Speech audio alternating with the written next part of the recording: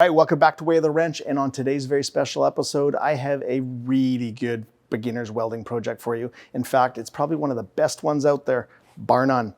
If you want to see what it is, you gotta stick around.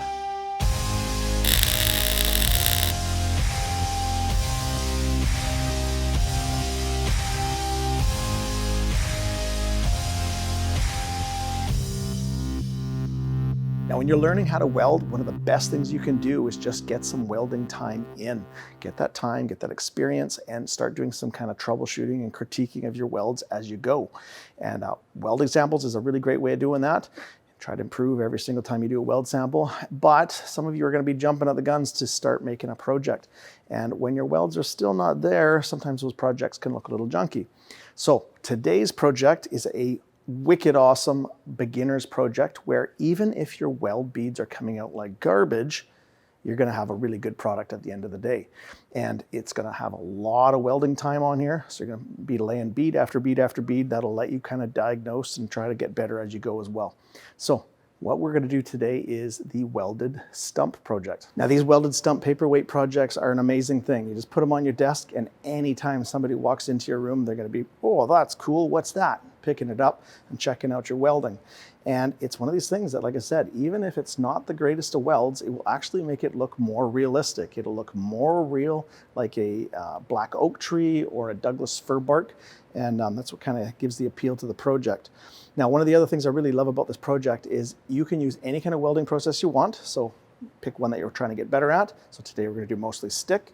However, you can use any of them or even all of them. So if you're a shop teacher and you want to run through students through a whole bunch of stuff, you can literally do stick, MIG, TIG, gas welding, and even some brazing on this whole project. Now, this oldie but goodie project, it's got a lot of room for customization as well. So I'm going to do my own take as well as show you some other machines to make this look even better. So let's get going. Now for this project, I recommend getting yourself some Schedule 40 pipe so that you've got the added wall thickness. That way you can weld stick and MIG really hot without having it blow through. Now, if you just happen to have some other thinner tubing, it might still work. You just have to watch your heat settings and you might have it starting to blow through, which might be okay in a couple spots because it might actually look realistic, like a real tree has voids in it as well. So for the diameter, I'm using 1 3/4, but you could probably use around like 1.5 to 2 inch. I wouldn't go any skinnier or bigger, otherwise you have issues with this thing not looking realistic and your proportions will be off. All right, and speaking of proportions, depending on the diameter of the pipe that you use, you're going to want to cut this down so that it proportionally looks accurate like a stump or a section of a tree.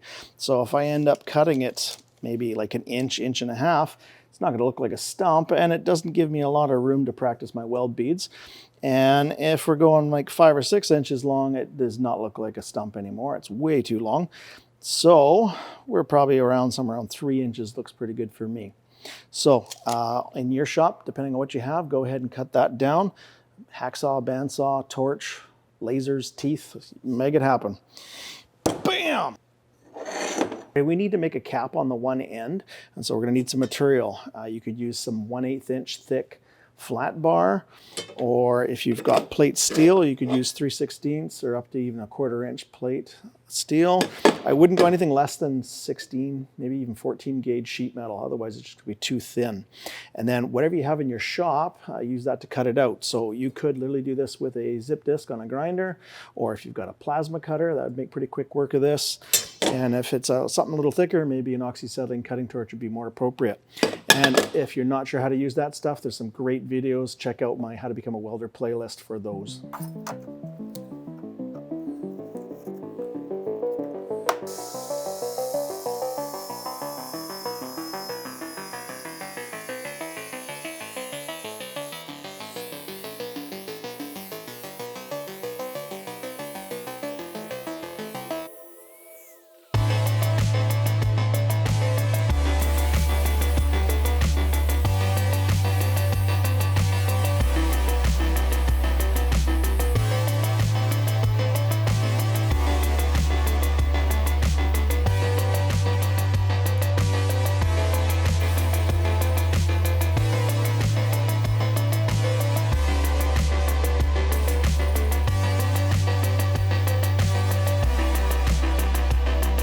don't forget the basics of welding. We want our metal to be nice and clean so that we're not trying to weld over mill scale or paint. So we're going to switch our grinder over to a flap disc, and we're just going to clean up these edges so that we can weld them.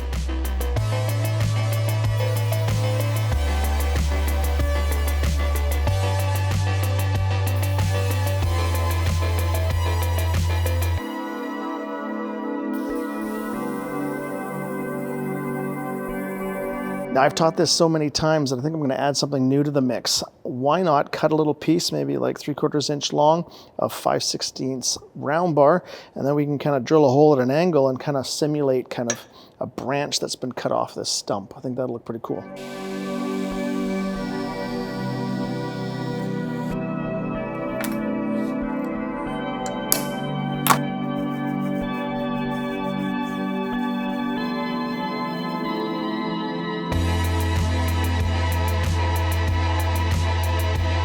We're going to be doing pretty much everything with a stick welder today, so if you need to figure out how to set up your stick welder or what electrodes you want to use or how to be safe with it, I've got a ton of videos on there. I'll put a link up to one of them above. The rest are in the playlist. All right, before we weld up the bark on the sides here, we're going to make sure that we tack the cap on.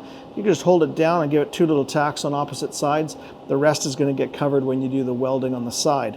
And also give your branch that's sticking out the side here, fit it how you want it, and then give it a little quick tack too. Now, a little tip when you're doing stick welding and you got to do a tack, sometimes a brand new long electrode, especially the delicate smaller ones, can be a little flexy and bendy and hard to tack without it sticking or having a little bit lapse of control.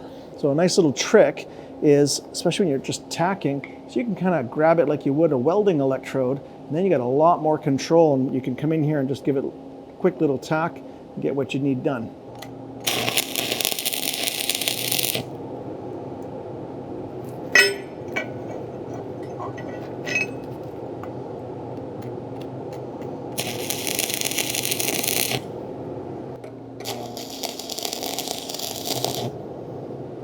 Here comes the fun part. So when we get started here, we're going to strike our arc, and we're going to put a little bit of heat into the beginning there, get some heat in, and then we're going to be dragging our electrode across to the other side, trying to make a nice straight line. Or maybe if you're trying to be creative, you can put a little bit of wiggles in there. And then when you get to the end, it's going to get real hot, and so you're going to find that there's a hole or a crater at the end. So instead of just pulling up and away, you're going to kind of pull it off, let it cool down just for like a split second, put it back on, tap, get it to go again. You might do that another time again just to fill up the end, and then the very last little bit come up and away over your weld bead. Let it cool down, chip it off, wire brush it, and inspect how you did. And then all you do is you just rinse, repeat around the whole project, making any changes that you want to see in your welds, whether it's how straight they are or your starts and your stops, or maybe you want to try some new welding rods in here that you haven't been able to be very proficient at. Maybe you've got some 20-year-old rods to use up. Whatever the idea is, this is the fun part. So let's get in on it.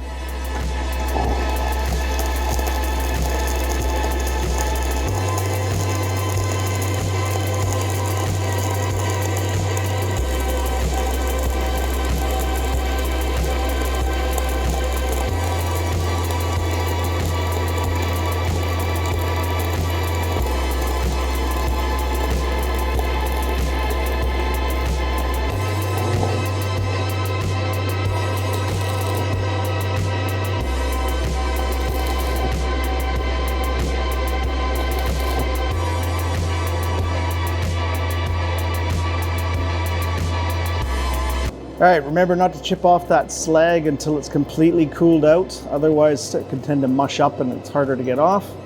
Don't forget your safety glasses. We don't want this hot slag in our eyes. And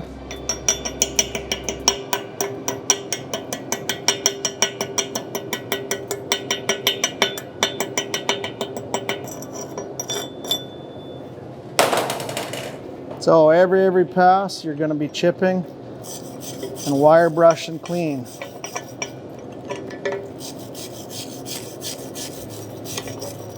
There you go. Okay, let's take a little look at it and just kind of diagnose what we could do a little better, and we'll just try to improve as we go all the way around. Not the greatest weld, but honestly, I haven't done a stick weld in a long time, so not too bad. Right at the beginning, I don't have a hole, so I waited a bit, got some material in there. The spacing on the C's is all nice and even. so I'm not going too fast and too slow. There is a bit of a V pattern, meaning that as that puddle is starting to harden, I'm kind of pulling it a bit fast. So that's a bit too fast. But if I slowed down, this would have been even flatter and more heat penetrate. So I could probably turn down my amperage a little bit, slow down. And at the very end, because I didn't just pull it off, I don't have a crater. You saw me kind of hit it again for a second or two and then let it cool down and hit it again. That has added some material at the very end, so it's not just completely hollow at the bottom. No holes, not a lot of spatter. So I'm maintaining that small 1/8 gap between the electrode and the metal. Otherwise, not too bad. So, like I said, depending on what you find here that you want to get better at, you just start making the changes, do another bead and inspect, and you'll see an improvement or you won't. And so then you just kind of keep changing things until you get what you need. Or, like I said, this is a creative project, so you could just have some fun with it as well. And you don't even have to weld this thing completely stick welding all the way around. You could do this with like 1/4 inch or 1/2 inch gaps in between the beads, and then hop over to the MIG welder and finish the spots in between. It's really up to you and your creative kind of thing.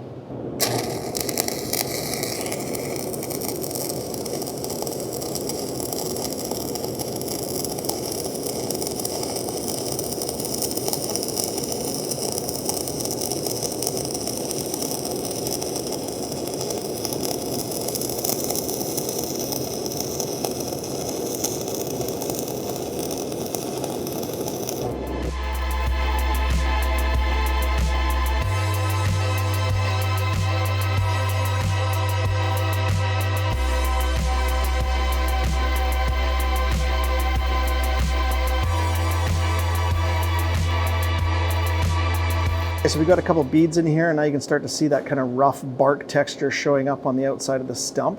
Now when you get up to where your branch is, you do the same thing, except you're just going to kind of do a little wrap around, kind of almost like a little fillet weld around the branch, and then keep going to the top. And that'll kind of give it a nice kind of knot look to the bark. And then just keep going around.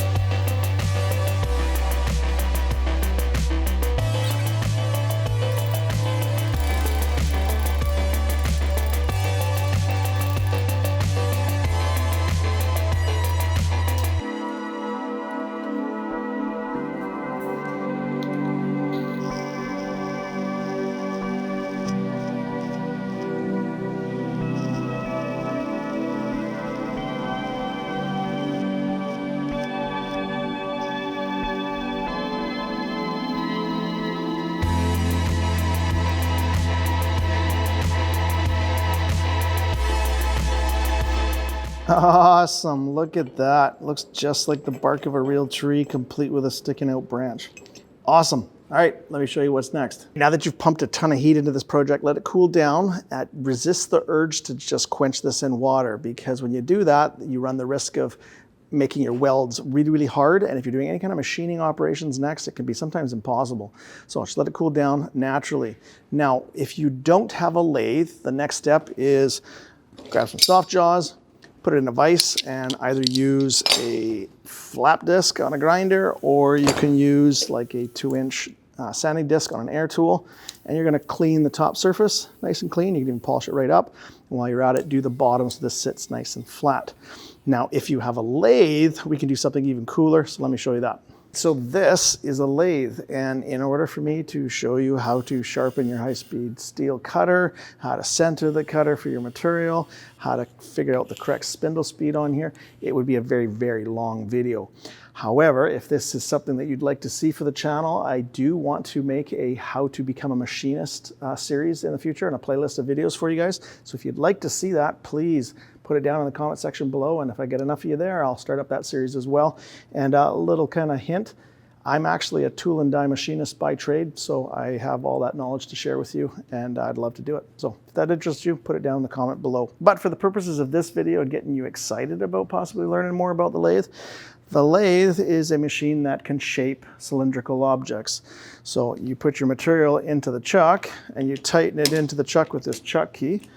Once you've done that, you can take a cutter and you can shape what the material looks like. Turn the diameter down, face the end, do threading, knurling, all kinds of cool stuff you can do in here. Now up here is where you change the gears. So this is your headstock, so you can change it for different materials. And then we've got some different handles here. If you turn this, the cutter goes left and right.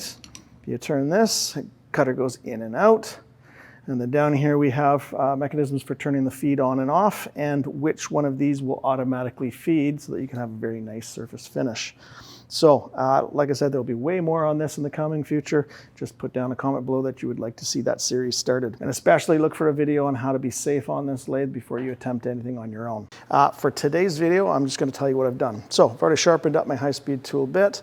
I've got it all recentered for the material, and I'm going to be setting my headstock to 315 RPM for what we're doing here with an 1.5 inch diameter pipe. So let's get on this. Okay, when you go to put your stump into the chuck, these jaws are going to make some marks on here if you go too tight, but we do want this to be tight. So you either put in some aluminum soft jaws, or you can put in some kind of aluminum shims or some brass or copper shims, something softer so that that will take the mark instead of your actual part. There you go. Make sure this isn't sticking out more than twice the diameter too. Okay, and then it's going to be not centered great because of the lumpy kind of welds and unevenness on the outside. So what you might do is tighten it up, give it a little spin and see how wobbly the end is. And if it's really bad, you can undo it and kind of move this around and kind of get it into another position, tighten it again, and try to get it as flat as you can so that you're not having to machine a ton off the end, and you can make a nice flat surface. All right, that surface at the front is about as probably good as we're going to get it. First thing we're going to do is we're going to do a face cut and clean up this surface here so it's nice and flat. And if you still have the weld kind of sticking out in bumps here, maybe take some very gentle cuts to knock those down first.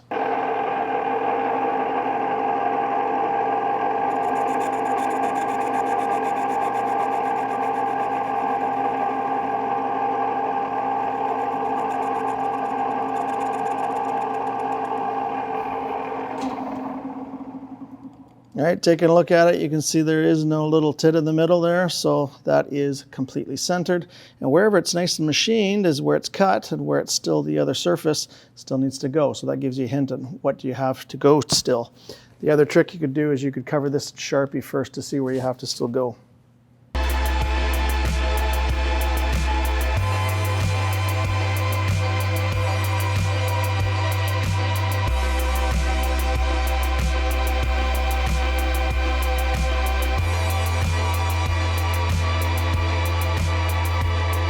Okay, almost there, just a little bit more, and it's kind of rounded at the top, so we could go a little bit. Remember, we got 1/8 of an inch to play with there.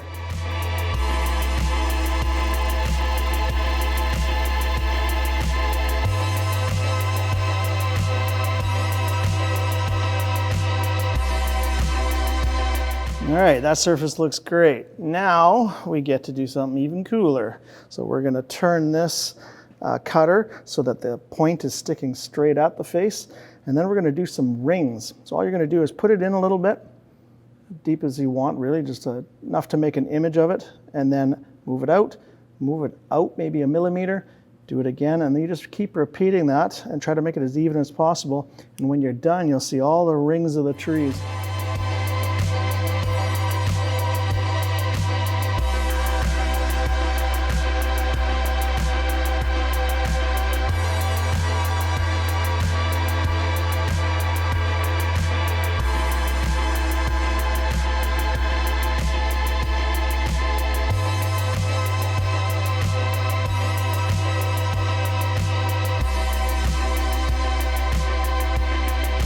Oh yeah, sweet. Count the rings and figure out how old this tree was. Okay, next step, turn it around so we can make sure the other side's flat so it'll sit nice on the desk.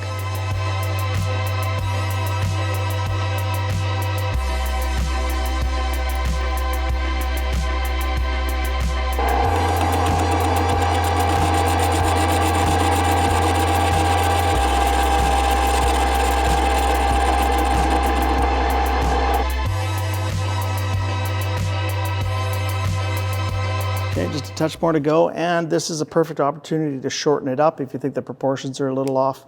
So whatever you think you need to make this look even more realistic.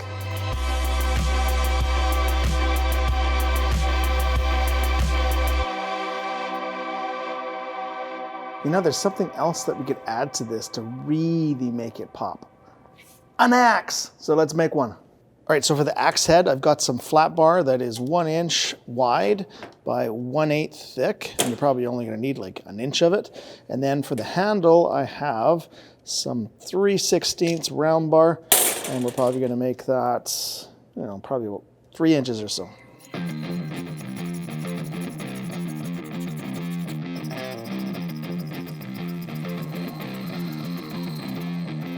Right, now when you go to design your axe head, once again, this is where the creativity kind of gets to come in play. And we want to make some nice curves here, so we need kind of like a template. And something that usually everybody has in their pockets is different kind of size radius templates. So find something like a quarter or whatever kind of matches what you want. And then you got a nice curved template. So let's do the front kind of curve part on this. Like that, and then, you know, decide whether you want kind of like a more traditional kind of axe that's just on one-sided, or, you know, a lot of my students like to have a little fun with this and kind of make some fantasy axes, like some double-headed axes. So you can kind of switch that around to get a different kind of shape to it.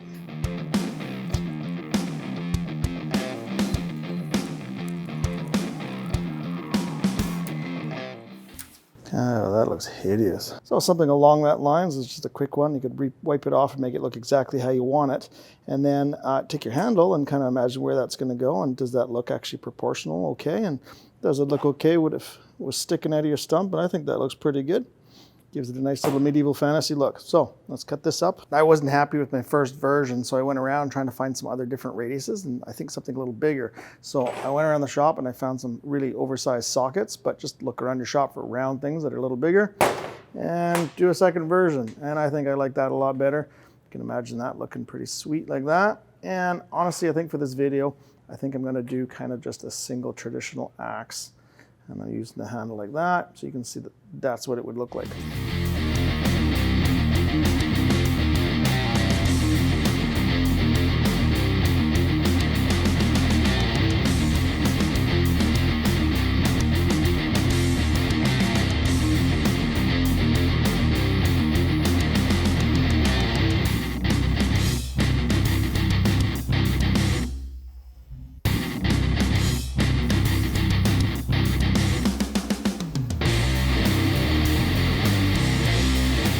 All right, once you get the rough profile ground in with a grinder, you can switch up to a half round file and now get the fine details and get it exactly how you want.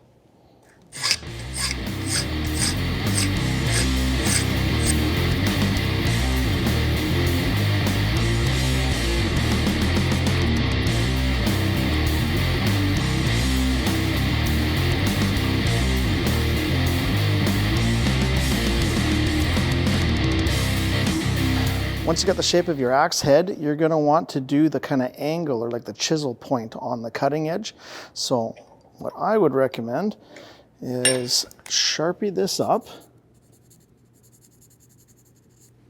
and then get a digital vernier caliper and figure out what this is. So this is 1/8, so 125, or this one's saying it's 0.12. So if we go 60 thousandths, that would be right in the middle. Okay, that's close enough. And then you can very lightly kind of scratch a center line. And if you do it from both sides, if there's a difference between the centers on both sides, you'll get a good center line. So now we have a guide to very carefully file a matching angle on both sides up to that center line, and then you'll get that perfect chisel look. Okay, and then this axe handle is dead straight, which looks a little goofy. So let's even put just a little kick at the end and maybe just a gentle curve. Give it a little bit kind of more life to it.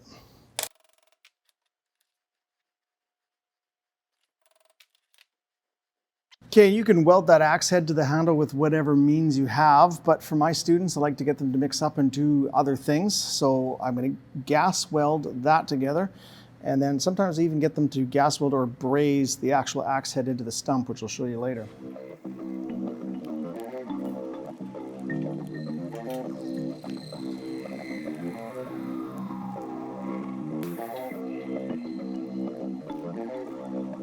Now that you got your little axe welded up, it's time to clean it up. And I tell my students this all the time. This is where it needs to take some time and some energy and some effort so that this doesn't look like it's just a junky welded project, but something awesome that you're going to show off for years to come.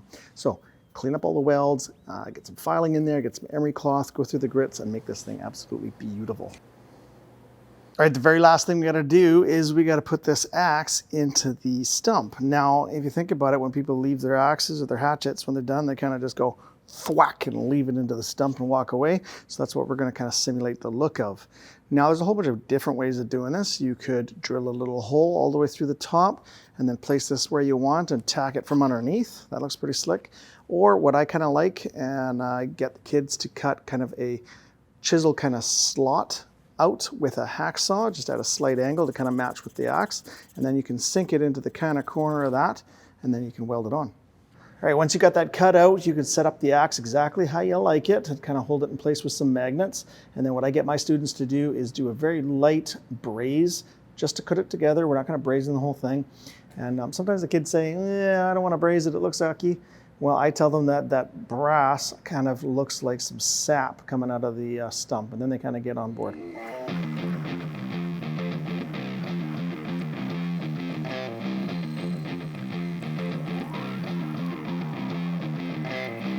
Okay, and one final cleanup, and there you go. What an awesome little project. Full of welding experience, full of creativity. Man, you couldn't ask for a better welding project. Sweet.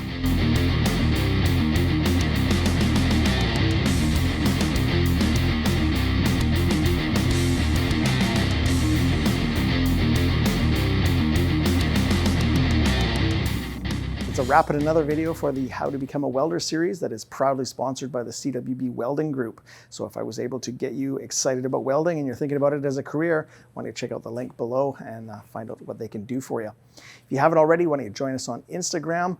And hey, if you really like the content and you'd like to support the channel, check out the Patreon link down below so I can give you even more content. Till next time, take it easy.